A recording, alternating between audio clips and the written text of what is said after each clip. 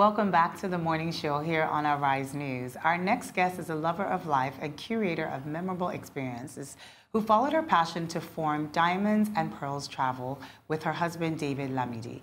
In March, she was named one of the top 100 most inspiring women in Nigeria by Leading Ladies Africa, and also recently received the Pine Awards as Travel Agency of the Year 2018.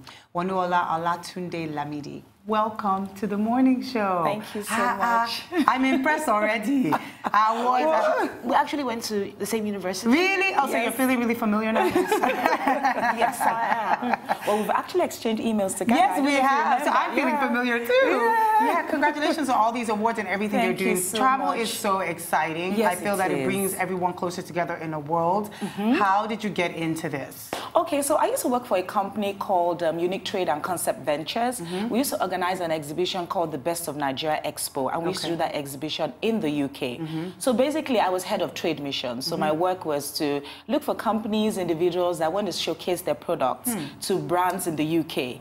And of course, if I have to do that, I have to assist them with their travel arrangements. So I had to assist with visas, with the flights, with the hotels. So that was actually how I ventured into travel. So pretty much mainstream through logistics.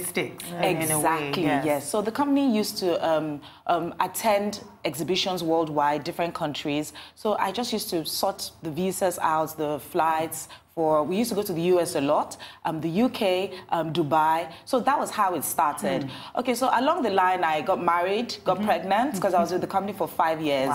And I had to leave because we're just starting, my husband and I. And our house was too small. We couldn't get a nanny. So I had to quit my job just to take care of our son.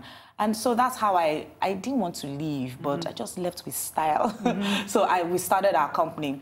So basically, my husband used to work in a Tisalat then, and was like, okay, so what can I do while I'm at home? And to run a travel company, you really don't need so much.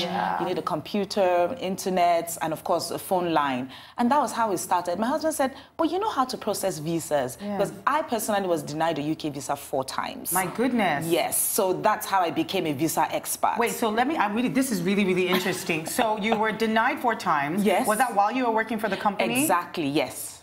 Yeah, I was denied 4 times. And one of the reasons because there are things that embassies look at when you're applying for visas. I really didn't have a lot of that. I was young. I wasn't earning a lot. Yes, I was working with a company that organizes exhibitions, but the embassy would look at the applicant, not just the company.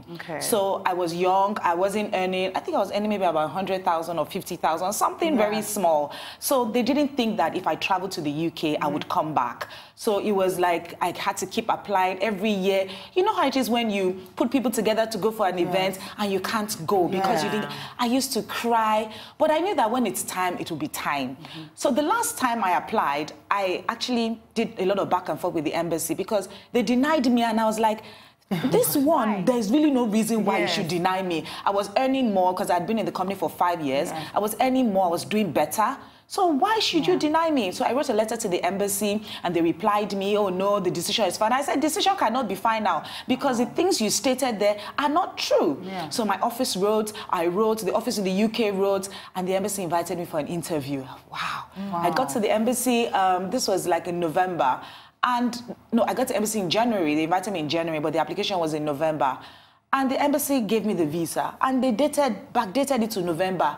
I told them, no, my visa is supposed to start from today. So they went back inside, changed it, and you know, that was the breakthrough for me. My goodness. But before I applied for the UK the 4th time, I traveled to South Africa first, just to like, you know, break my passport, open up the passport and all that. So with that knowledge, with the fact that I've been denied for, I've been beaten, then I started helping people process visas.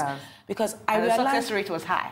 Oh, yes. Our success rate for visas is like 90%. Oh, wow. You know what? I have to agree because you say it's confidently. I can't even remember how I stumbled across your page. It's so random on Instagram, using the social media platform that we've really been talking about, how it can be really powerful. I know a lot of people take out ads to push their businesses forward, but I think I just stumbled across you as a friend or something, and I saw it and I was really interested.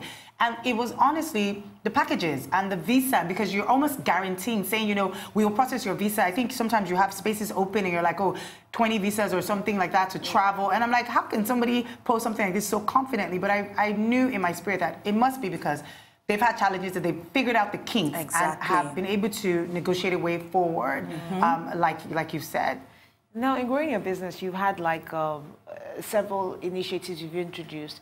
One that caught my eye was the Agile Traveler. Yes. Tell us about the Travel Agile. Okay, so one of the things we try to do in Diamonds and Pearls is that we try to demystify travel. We want to make travel accessible for everybody. People feel travel is just for the rich, the famous, the celebrities. But I tell people, if you plan and you save, you can travel. So that's basically what Travel Agile is.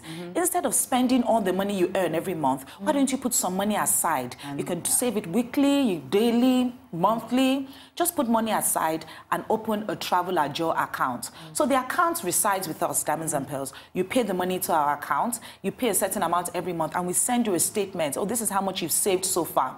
So once you've saved maybe up to like 500,000, then you say, oh, I'm ready to go on a holiday, or 300,000, because there are actually destinations you can go to for 300, 400, but a lot of people don't know because they've not done the research, they've not saved, and they feel, if I want to travel, it must be a lot of money at once. But really, travel is not like that. So that's basically what the Travel Agile is, to help Nigerians develop a savings culture towards travel, because travel is also a lifestyle goal for a lot of people. So if you can't save the money in your account, then we can save it for you. And we're very strict.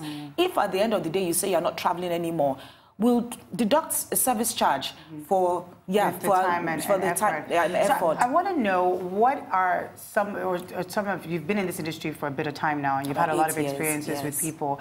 What are some of your top misconceptions about travel and why people don't travel as Nigerians? Okay, one of the first one is, I'll say, visas, because Nigerians feel that as a Nigerian with a Nigerian passport, I'm emphasizing on that, it's difficult to travel. But I tell people that if you have the required documents for a visa, there's really no reason why the embassy should deny you. Nigerians also feel that if you have to apply for a visa, you must lie. So I'm single, but I will write in my application that I am married, so that the embassy would think I have social ties. Okay, so if they deny you or they give you the visa, then you eventually get married. Then you write another name in the visa application. So you're lying. It's actually a reason why the embassy can deny you again. So Nigerians feel that visas are very difficult to get because they don't know the processes, they don't know the documents required, and they feel that they should also lie. Another misconception is cost. People feel that it's very expensive to travel because, of course, social media has also not made it very, very friendly in that regard. They feel that if you have to travel, you need to spend a lot of money to travel. But they forget that to travel, you need to actually plan towards it and save towards it. So that's another issue that Nigerians have when it comes to travel. Then Nigerians are also afraid of exploring new destinations. That's a good one. Yes, they want to go to the same US, UK, go to my auntie's house, sleep on her couch or sleep in a room, go shopping. That's not a holiday. Nigerians need to open up and learn, leave, experience something new. Go somewhere that someone else told me 2 days ago, if I don't know someone in a particular country, I will not go. And I'm like, no, they're tourists. That's why Europeans and Americans are different. They plan ahead and they travel to destinations that they've never heard about. So I tell people, break out, go to a destination you've never been before. Try Egypt, do Morocco, Seychelles, Zanzibar. Try something new. We're not naturally adventurous. Yes, we're not. Speaking of all these countries, they're quite exotic, you know. If someone's never traveled before, where would be a good place to start?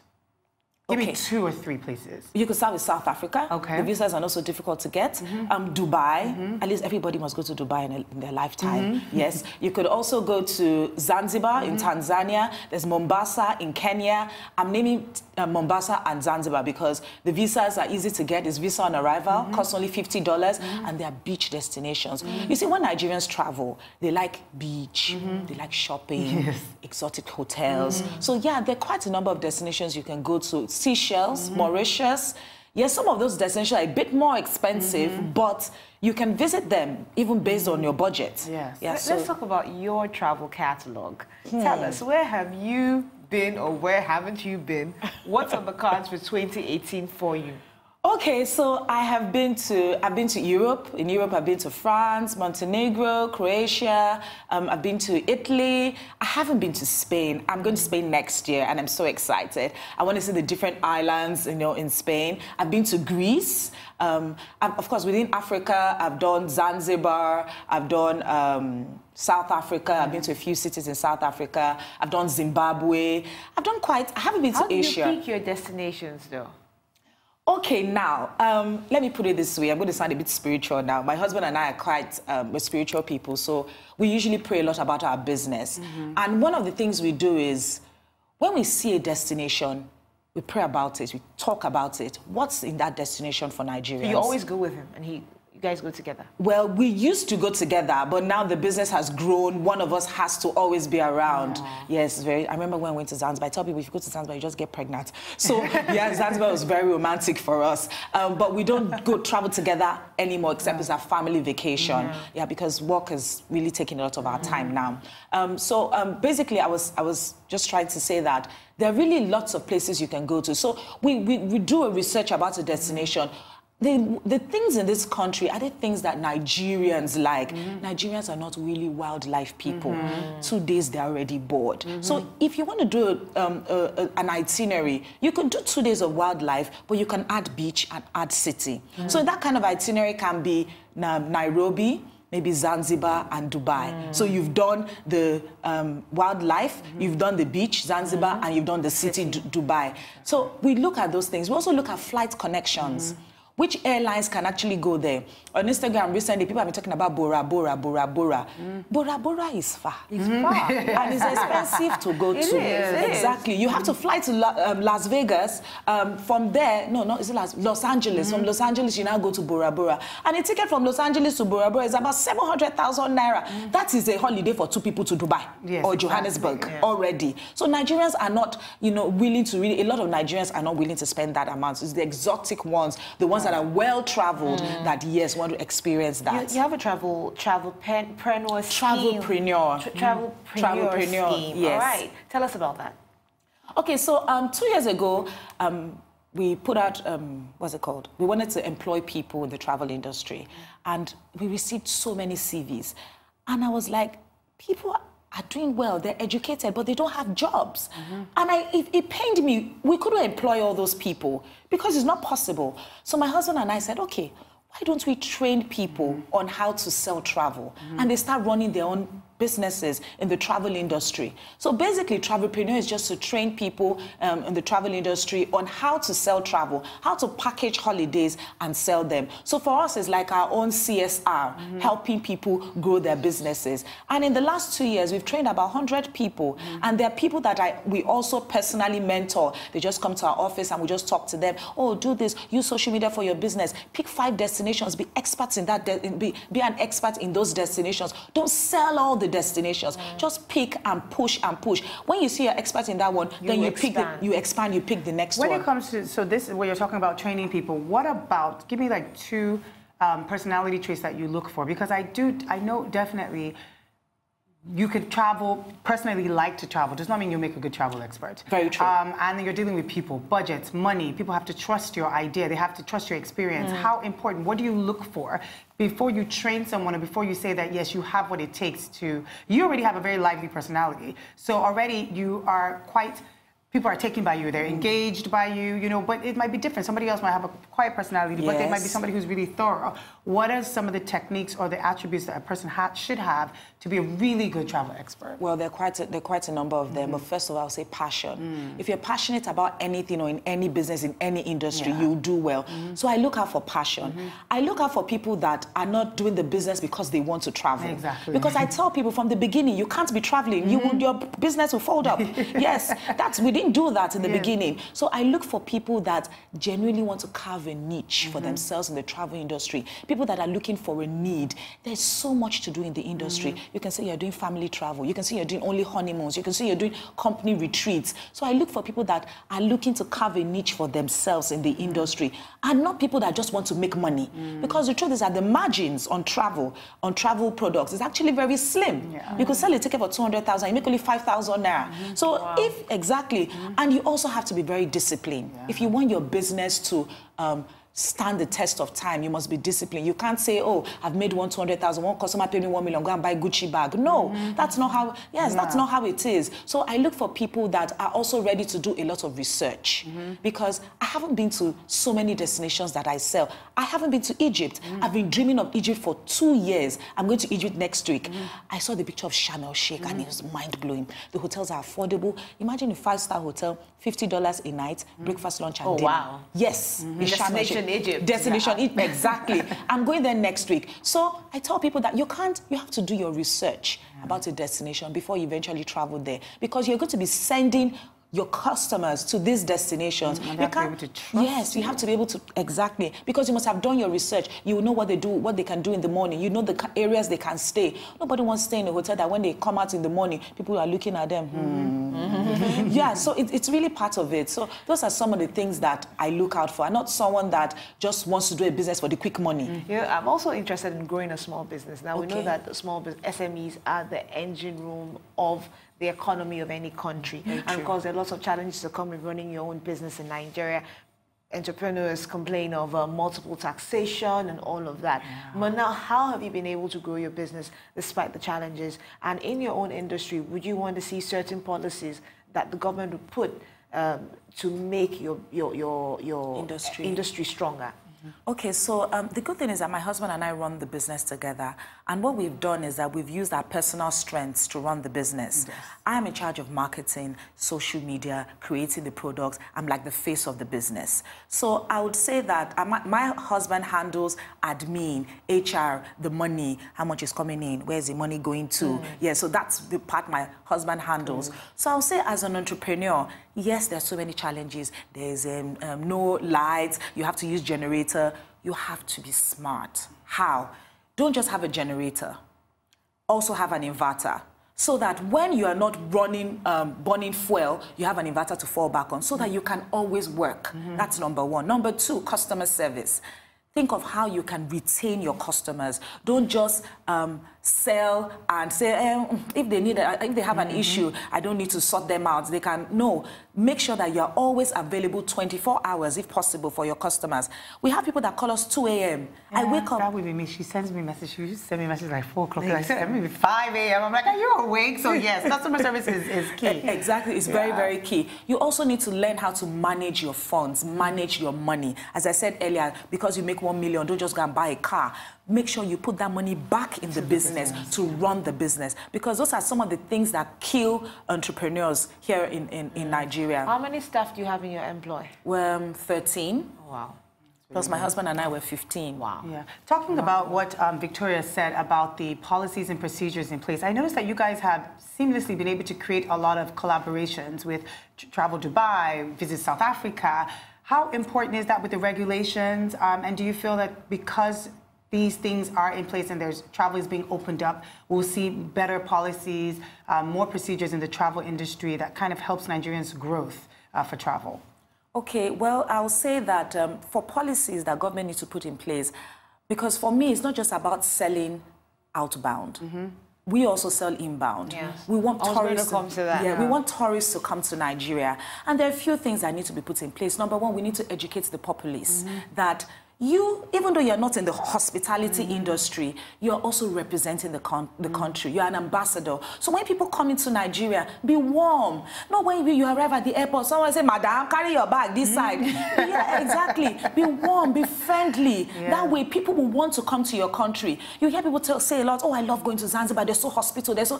Even if you have to force yourself to smile, sometimes do it. So number one, the people are our major ambassadors. Another thing that the government needs to put in place is they need to put they need to encourage more how will I put, encourage more tourist monuments. Yes, we have a lot of monuments that are not being taken care of. They need to be taken care of, because some people will tell you, if I go to the museum, what am I going to see? There's really nothing to see there. It's the same thing that has been there since I was 5 years old. That is still there up till now. Yeah, we need to educate the populace that we have this. We can also encourage Nigerians within Nigeria to travel around the country. There are a lot of people that have never been to Badagry. They don't know anything about the slave trade. So what would be your top travel destinations for Nigeria? Okay, travel. I would say, of course, Lagos. In Lagos, there's Lekki Conservation.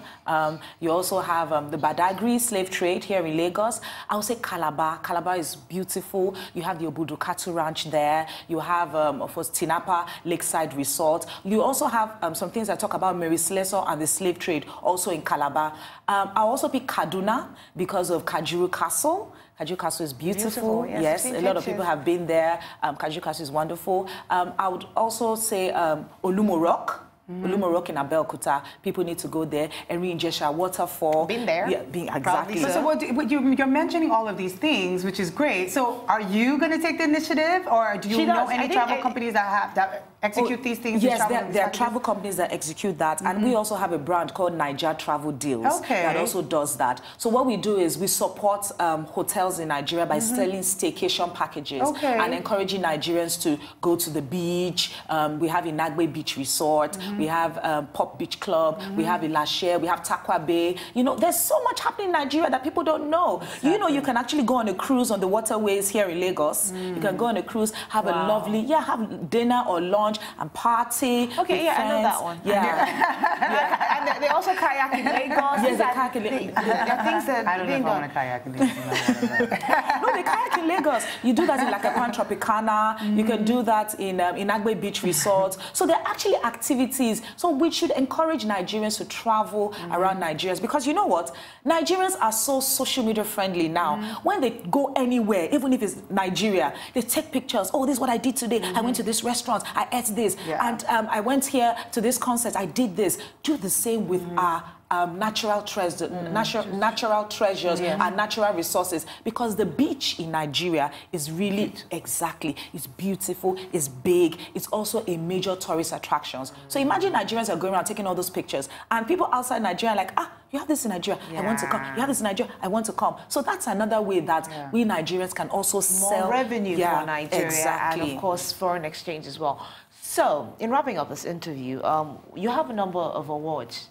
Tell us about these awards. Okay, so we received an award for the Pine Awards as a Travel Agency of the Year. We received that this year in 2018. Congratulations. Thank you very much. We also received an award from Sun International as one of their top brands in Nigeria that sell Sun International as a destination or as a resort. We sell all their. Sun International is based in South Africa. They're the owners of Sun City. Yeah, so we're one of their partners and we're one of their top sellers. So we received an award from them. That's amazing. Yes. We also received an award just last week. Was it last week or 2 weeks ago? Yeah, 2 weeks ago, from the Aquaba Travel Market as top 100 tour operators in Africa. I'm so impressed. As in, that one blew me away, and I'm like, God, what is this? This is just you. Because I tell people that wherever you find yourself, do it diligently and do it very well. You never know who is watching. I was also nominated as one of the top 100 inspiring women in Africa by Leading Ladies, no, not in Africa, in Nigeria, by Leading Ladies Africa and Why Niger. You know, sometimes when I just see those things, I just know it's not just my hard work, because there are people that are also working hard. But when it's time, it's actually time. Yes. All right. Wonuola Olatunde Lamidi, CEO of Diamonds and Pearls Travel. Yes, thank you. Wonderful conversation with you. Thank you for dropping by. It's now time for a short break on The Morning Show. When we come back, Arise News analyst MC Adegoke will join us with a review of the top stories on today's newspapers. Stay with us.